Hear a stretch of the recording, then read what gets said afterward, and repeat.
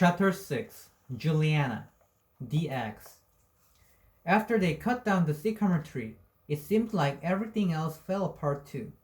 Champ died. And then I found out about the eggs. It was Champ's time to go. And even though I still miss him, I think it's been easier for me to deal with his death than it has been for me to deal with the truth about the eggs. I still cannot believe it about the eggs. The eggs came before the chickens in our case. But the dog came before them. But the dog came before them both. One night when I was about 6 years old, Dad came home from work with a full-grown dog tied down in the back of his truck.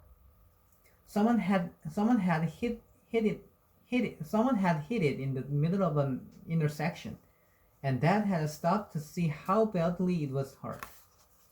Then he noticed that the poor thing was skinny as a rail and didn't have any tags, starving and completely disoriented. He told my mother, "Can you imagine someone abandoning their dog like that?"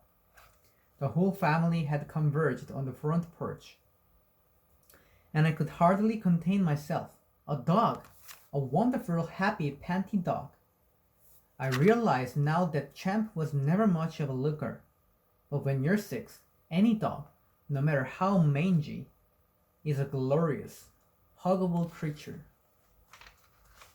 He looked pretty good to my brothers too, but from the way my mother's face was pinched, I could tell she was thinking, "Abandon this dog? Oh, I can see it. I can definitely see it." What she said, though, was simply, "There is no room for that animal in this house." "Trina," my dad said, "it's not a matter of ownership. It's a matter of compassion. You're not spraying it on me as a pet, then?" "That is definitely not my intention." "Well, then what do you intend to do?" "Give him a decent meal, a bath. Then maybe we'll place an ad and find him a home." She eyed him from across the threshold. "There'll be no maybe about it," my brothers said. "We don't get to keep him." "That's right." "But Mom," they mourned. "It's not open to discussion," she said. "He gets a bath. He gets a meal. He gets an ad in the paper." My father put one arm around Matt's shoulder and the other around Mike's. "Someday, boys, we'll get a puppy." My mother was already heading back inside, but over her shoulder came, "Not until you learn to keep your room neat, boys." By the end of the week, the dog was named Champ. By the end of the next week, he'd made it from the backyard into the kitchen area. And not too long after that, he was all moved in. It seemed that nobody wanted a full-grown dog with a happy bark. Nobody but 4/5 of the Baker family. Anyway, then my mother started noticing an odor, a mysterious odor, an indeterminate origin. We all admitted we smelled it. We smelled it too, but where my mother was convinced it was Eau the Champ, we disagreed. She had us bathing him so often that it couldn't possibly be him. We each sniffed him out pretty good, and he smelled perfectly rosy. My personal suspicion was that Matt and Mike were the ones not bathing enough, but I didn't want to get close enough to sniff them. And since our camp was divided on just who the culprit or culprits were, the odor was dubbed the mystery smell. Whole dinner time discussions revolved around the mystery smell, which my brothers found amusing and my mother did not. Then one day my mother cracked the case, and she might have cracked Champ's skull as well if my dad hadn't come to the rescue and shooed him outside. Mom was fuming. "I told you it was him. The mystery smell comes from the mystery pisser. Did you see that? Did you see that? He just squirted on the end table." My father raced with a roll of paper towels to where Champ had been and said, Where is it? All of 3 drops were dripping down the table leg. There, my mother said, pointing a shaky finger at the wetness. There! Dad wiped it up. Then checked checked the carpet and said, it was barely a drop. Exactly, my mother said with her hands on her hips. Which is why I've never been able to find anything. That dog stays outside from now on. Do you hear me? He is no longer allowed in this house. How about the garage? I asked. Can you sleep in there? And have him tag everything that's out there? No. Mike and Matt were grinning at each other. Mr. Pisser, that could be the name for our band. Yeah, cool. Band? My mother asked. Wait a minute, what band? But they were already flying down to their room, laughing about the possibilities for a logo. My father and I spent the rest of the day sniffing out and destroying criminal evidence. My dad used a spray bottle of ammonia. I followed up with Lizer. We did try to recruit my brothers, but they wound up getting into a spray bottle fight, which got them locked in their room, which, of course, was fine with them. So Champ became an outside dog, and he might have been our only pet ever if it hadn't been for my 5th grade science fair. Everyone around me had great project ideas, but I couldn't seem to come up with one.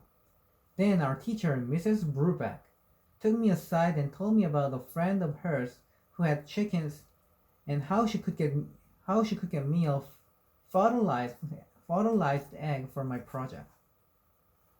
But I don't know anything about hatching an egg, I told her.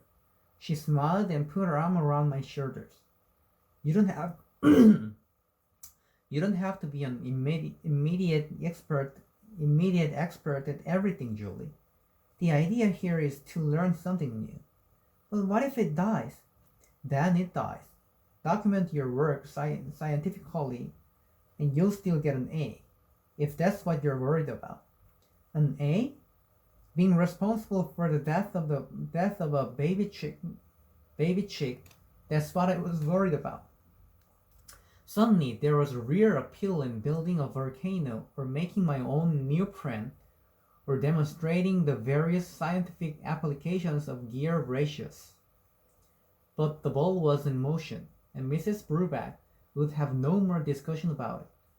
She pulled the beginner's guide to raising chickens from her bookshelf and said, read the section on artificial incubation and set yourself up tonight. I'll get you an egg tomorrow. But don't worry so much, Julie, she said. We do this every year, and it's always one of the best projects at the fair. I said, but she was gone, off to put an end to some other student's battle with indecision. That night I was more worried than ever. I'd read the chapter on incubation at least 4 times and was still confused about where to start. I didn't happen to have an old aquarium lying around. We didn't happen to have an incubation thermometer. Would a deep fry mother work? I was supposed to control humidity too, or horrid things would happen to the chick. Too dry and the chick couldn't pack up. Too wet and it would die of mushy chick disease. Mushy chick disease? My mother, being the sensible person that she is, told me to tell Mrs. Brubeck that I simply wouldn't be hatching a chick. Have you considered growing beans? She asked me.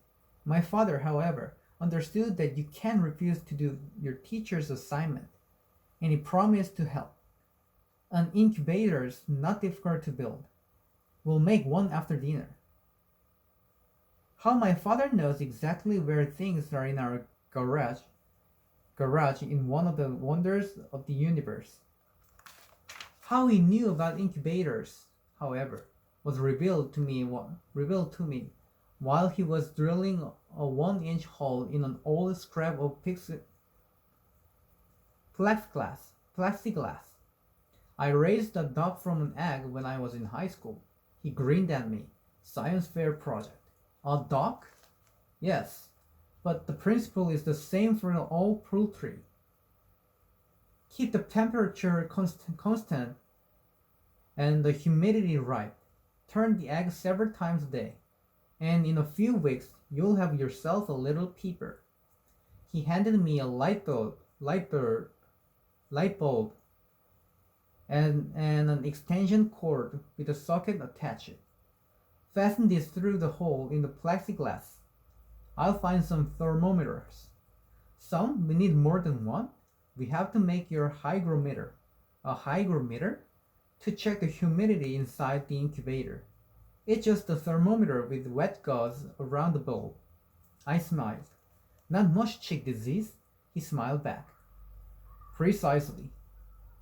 By the next afternoon, I had not one, but 6 chicken eggs incubating at a coach 102 degrees Fahrenheit. They don't all make it, Julie, Mrs. Brubeck told me. Hope for one. The record's 3. The grades in the documentation. Be a scientist. Good luck. And with that, she was off. Documentation? Of what? I had to turn the eggs 3 times a day and regulate the temperature and humidity. But aside from that, what was there to do? That night, my father came out to the garage with a cardboard tube and a flashlight. He tapped the two together so that the light beam was first straight out the tube. Let me show you how to candle an egg. Yes, he said. Then switched off the garage light.